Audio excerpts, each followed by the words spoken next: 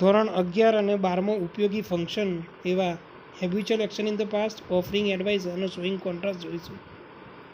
Good morning, students. Today we are going to learn habitual action in the past. Our third function. આજે આપણે ત્રીજું function habitual action in the past.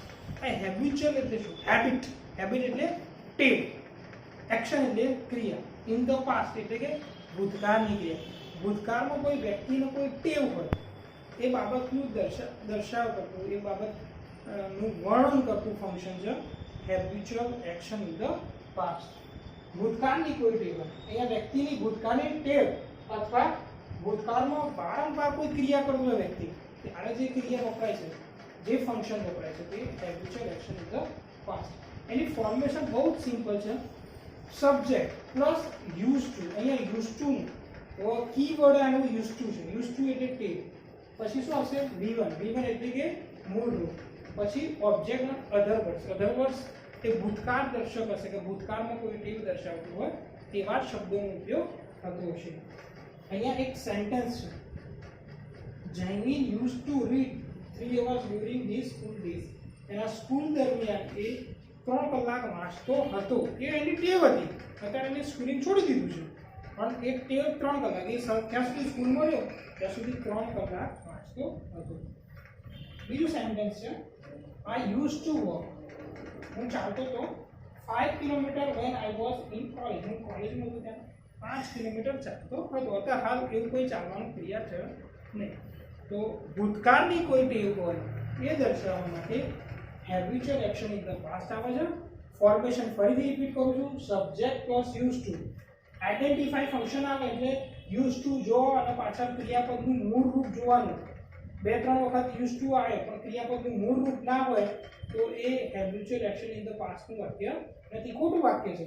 તો option પસંદ કરવા માટે use to plus V1 plus object plus other words આવે. બરાબર? આ રીતે ફોર્મેશન તૈયાર કરજો. આ ફોર્મેશનના 5 વાક્યો બનાવજો. Thank you. ચોથું ફંક્શન એટલે કે ઓફરિંગ એડવાઇસ અથવા ઓફરિંગ સજેશન અથવા ગિવિંગ એડવાઇસ. ગમે તે લખેલું હોય આપણે એડવાઇસ અથવા સજેશન ઉપર ભાર વધારે મૂકવાનો. સજેશન એટલે શું? સલાહ. એડવાઇસ એટલે પણ સલાહ. વ્યક્તિને કોઈ બાબતની સલાહ આપતા હોય, કંઈક સલાહ આપતા હોય અથવા સૂચન કરતા હોય ત્યારે આ ફંક્શન વપરાય છે. એમાં 3 બાબતો યાદ રાખવાની. 3 કીવર્ડ છે એના. એક તો શુડ, મોડેલ ઓક્સિલરી છે. બીજું ought to, એ પણ શું છે? મોડેલ ઓક્સિલરી છે. અને ત્રીજું છે had better. પહેલું છે should, ought to અને had better. should એક સજેશન આવે છે,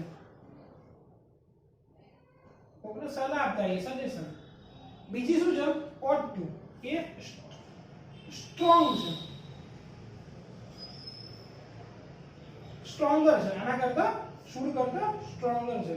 અને had better strongest, the strongest. એમ સ્ટ્રોંગ, સ્ટ્રોંગર, સ્ટ્રોંગેસ્ટ. આ સ્ટ્રોંગ આવશે should. કંઈક સલાહ છે તો આ કરવું જોઈએ. થોડુંક વધારે ભાર મૂકી કીધું તો ought to અને થોડુંક વધારે ભાર મૂકીને કીધું had better. સ્ટ્રોંગેસ્ટ સજેશન આપતું હોય તો had better. આમ 3 બાબતો યાદ રાખવાના, 3 કીવર્ડ યાદ રાખવાના. એક્ઝામની અંદર એડવાઇસ નું કંઈક વાક્ય હોય અને શોધવાનું હોય નીચે તો આ 3 શબ્દો આપણે શોધવાના છે: should, ought to અને had better. સેન્ટેન્સ આ પ્રમાણે બનશે ને: you are sick, તમે માંદા છો. you should take rest, તમારે આરામ કરવો જોઈએ. એમ એક સલાહ આપી, માંદા આવીએ તો સલાહ આપીએ છીએ કે ભાઈ આરામ કરવો જોઈએ. અહીંયા જોજો should પછી take એટલે કે મૂળ રૂપ આવે છે, V1 આવે છે. he plays well, એ સારું રમે છે. he ought to join sport club, એ સારું રમે છે એટલે થોડુંક વધારે ભાર આપીએ છીએ કે એને સ્પોર્ટ ક્લબ અથવા સ્પોર્ટ સ્કૂલ જોઈન કરવી જોઈએ. અને ત્રીજું સેન્ટેન્સ છે he has cough and cold. અત્યારે હાલ કોઈ શરદી અથવા ઉધરસ ખાય એટલે આપણે શું સલાહ આપીએ? had better visit COVID-19 hospital. અત્યારે હાલ કોરોના કાળ ચાલે છે એટલે આ કરે કે શરદી ઉધરસ તાવ હોય તો શું થઈ જાય? એને COVID-19 વિઝિટ કરવી જ પડે, હોસ્પિટલની વિઝિટ કરવી પડે. સલાહ સ્ટ્રોંગ આપી છે. તો આ 3 બાબતો છે કે જે ઓફરિંગ એડવાઇસ અથવા સજેશન બતાવે છે. કીવર્ડ યાદ રાખવાના. ફરીથી રિપીટ કરું છું: should, શુડ એ નૈતિક ફરજ બતાવે છે, શુડ થોડું સ્ટ્રોંગ છે. પછી છે બીજું ઓટ ટુ એ સ્ટ્રોંગર છે, એક સજેશન આપે થોડુંક વજન પડે છે. અને ત્રીજું છે હેડ બેટર, એટલે શું ત્રીજું વજન આપતું છે હેડ બેટર.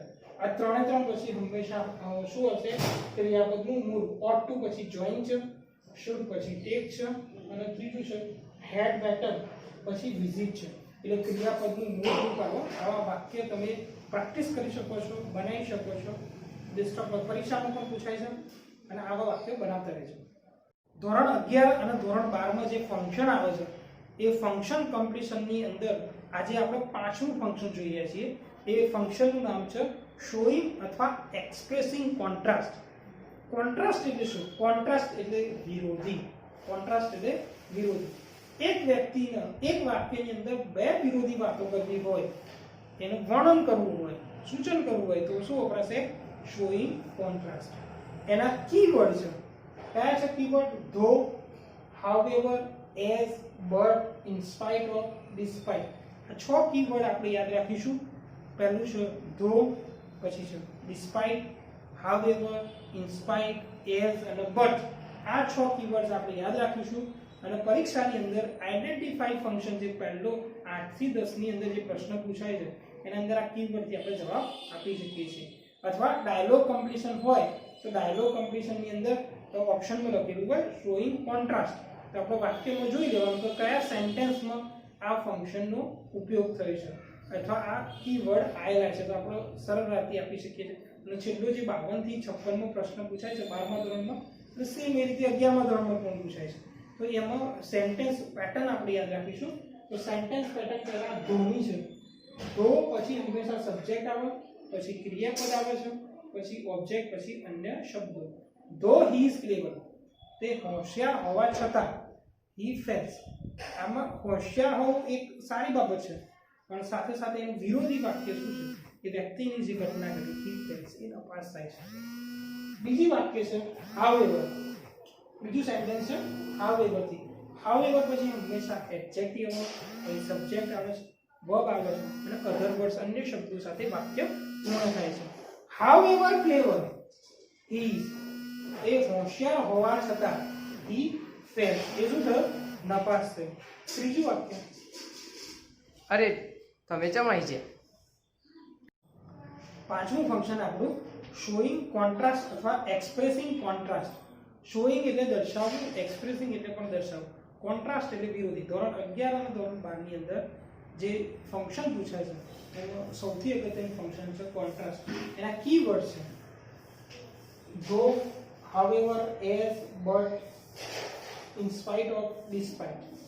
વ્યક્તિ જ્યારે એક વ્યક્તિની વાત હોય પણ એ વ્યક્તિની વાત કરવાની એક વાક્ય હોય, એ વાક્યની અંદર વિરોધી ભાવ હોય, એ દર્શાવવા માટે બધા જે કીવર્ડ છે એનો ઉપયોગ થાય છે. પહેલું છે ધો. ધો plus subject plus verb plus object plus અધર વર્બ. ધો તેમ છતાં. અહીંયા ક્રિયાપદ હશે, સબ્જેક્ટ આવતો હશે. સબ્જેક્ટ શું છે? ધો હી ઇઝ. વાક્ય શું છે? ધો હી ઇઝ ક્લેવર. શું છે? હોશિયાર છે. અને બીજું વાક્ય બદલાય છે, વિરોધી છે, હી ફેલ્સ. હોશિયાર વ્યક્તિ કોઈ દિવસ નપાસ ના થાય એવું મગજમાં આપણો હોય, પણ એવી ઘટના ઘટી જાય છે તો હી ફેલ્સ. એટલે વિરોધી વાક્ય. એક જ વ્યક્તિની વાત છે પણ બીજા સેન્ટેન્સની અંદર વિરોધી છે. હવે હાઉએવર છે. હાઉએવર પછી હંમેશા એડજેક્ટિવ. એડજેક્ટિવ એટલે કે વિશેષણ આવે છે. પછી સબ્જેક્ટ પ્લસ વર્બ પ્લસ અધર વર્ડ એમના એમ. હાઉએવર ક્લેવર હી ઇઝ, એ હોશિયાર હોવા છતાં વાક્ય શું બને છે? હી ફેલ્સ. એ શું થયું? નપાસ થયું.